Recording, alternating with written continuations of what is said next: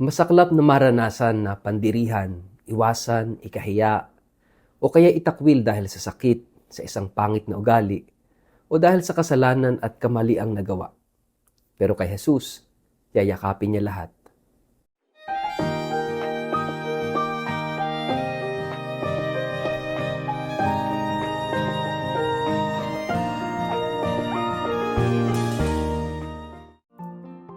Ang mabuting balita ng Panginoon ayon kay San Lucas.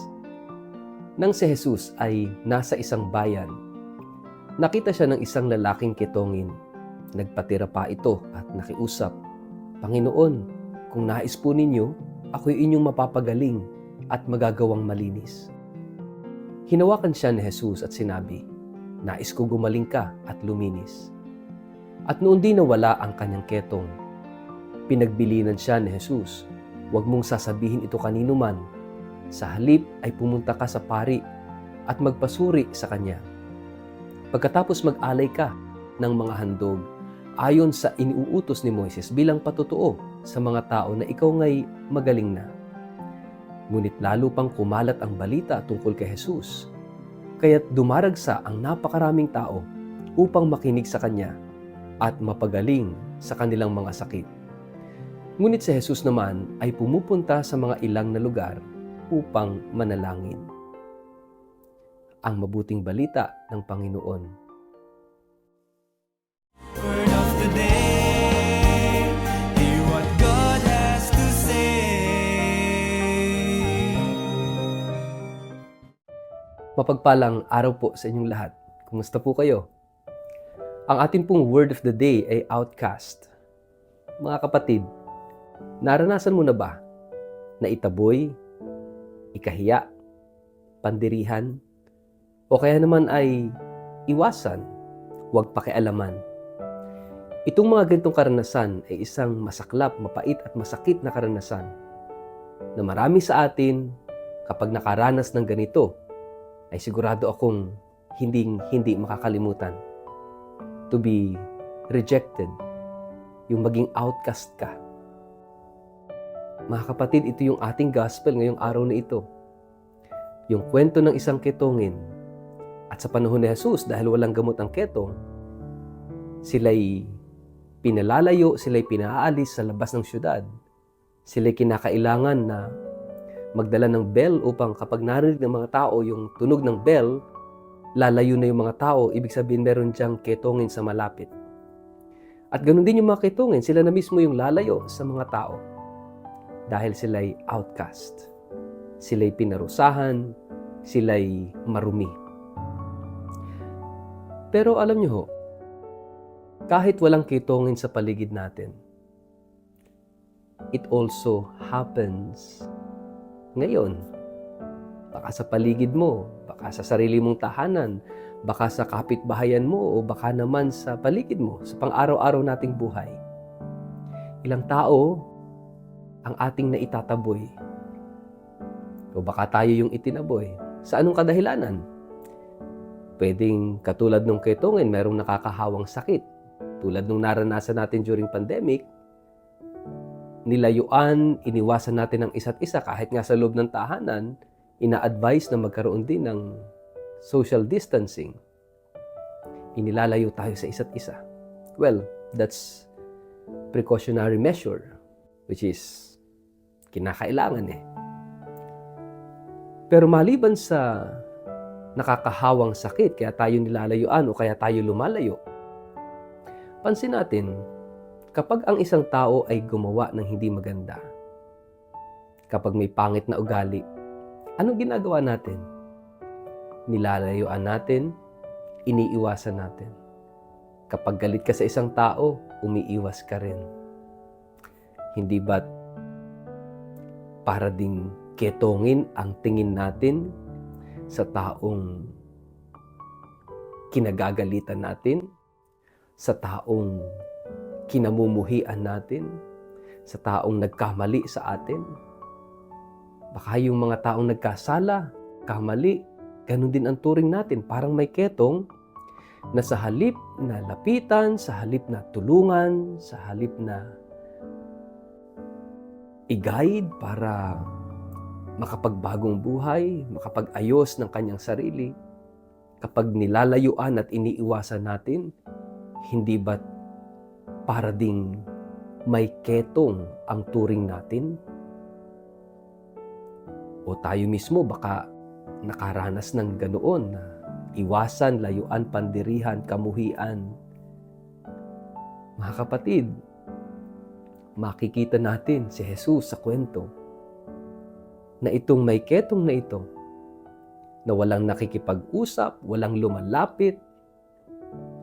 Anong ginawa ni Jesus?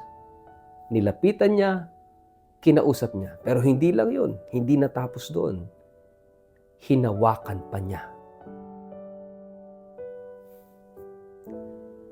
Siguro, we need more of Jesus today. Jesuses, actually. Para kausapin, para lapitan, para hawakan yung mga taong pinandidirihan, yung mga taong iniiwasan, mga taong kinamumuhian, mga taong ikinakahiya, para magkaroon ng kagalingan. Makikita natin sa larawan ni Jesus ang Diyos na yumayakap sa ating lahat, kahit sa mga may ketong, kahit sa mga may sakit, kahit sa mga nagkamali, sa mga nagkasala, kahit na yung pinaka nakakahiya at nakakadiring kasalanan. Para kay Jesus, ang lahat ay tanggap niya.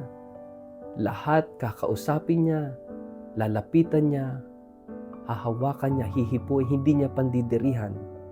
Sa halip, bibigyang kagalingan. Mga kapatid, if we want to be an agent of healing, alisin natin sa ating sarili ang mapandiri, mapanghusgang pag-uugali. Kapag meron tayong mapandiri at mapanghusgang ugali, we will never be an agent of healing and renewal. Kay Jesus, walang salitang outcast, walang salitang rejected. Kay Jesus, lahat welcome, inclusive, included lahat kay Jesus. Banal at makasalanan, malusog at may karamdaman, lahat welcome sa Panginoon.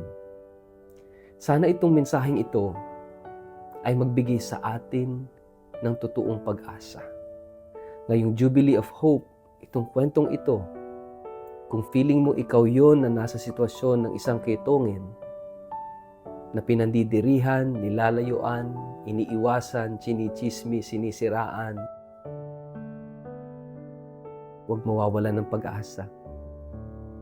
Dahil lalapitan ka, kakausapin ka, at hahawakan ka ni Jesus, at ikay pagagalingin.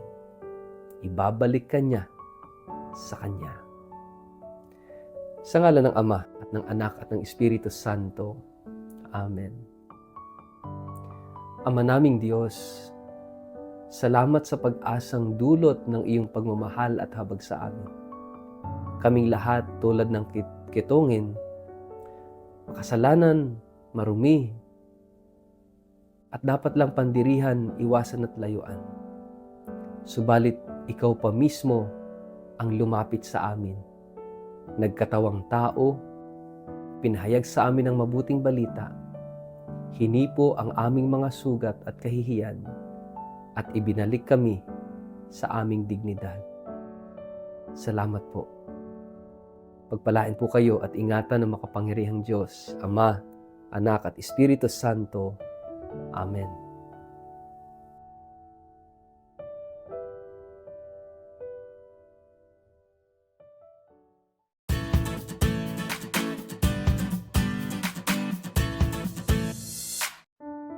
Mapagpalang araw po sa inyong lahat. Inaanyayahan ko kayo na makibahagi sa isang natatanging pilgrimage sa Eastern Europe bilang bahagi ng Jubilee of Hope. Isang pagkakataon po ito upang mapalalim ang ating pananampalataya, mas lalo pang mapalapit sa Diyos at maranasan ang mayamang kultura at espiritualidad ng mga bansang ito. Ang mga tampok na lugar na atin pong bibisitahin, unay ang Sanctuary of the Divine Mercy at Shrine of St. John Paul II sa Poland. Tuklasin natin ang kahulugan ng awa ng Diyos sa pamamagitan ng pagdalaw sa mga lugar na ito kung saan isinilang at naglingkod ang Santo Papa ng awa si St. John Paul II.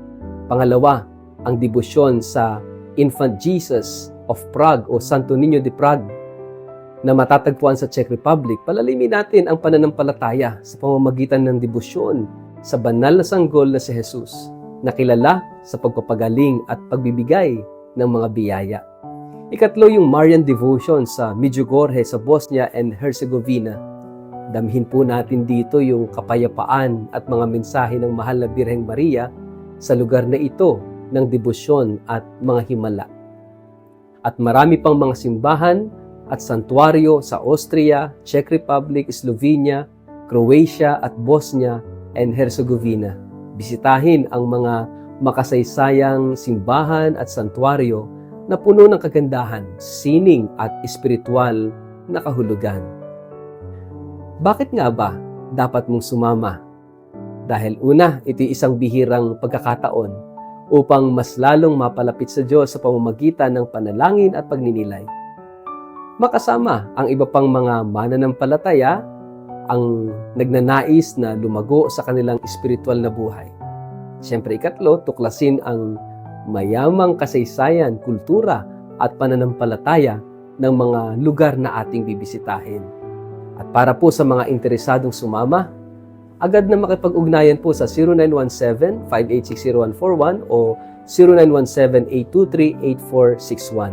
Huwag po nating palampasin ang natatanging pagkakataong ito upang maranasan ang biyaya at inspirasyon ng Jubilee of Hope. Halina po at maglakbay, magdasal at magdiwang ng pananampalataya natin sa Diyos.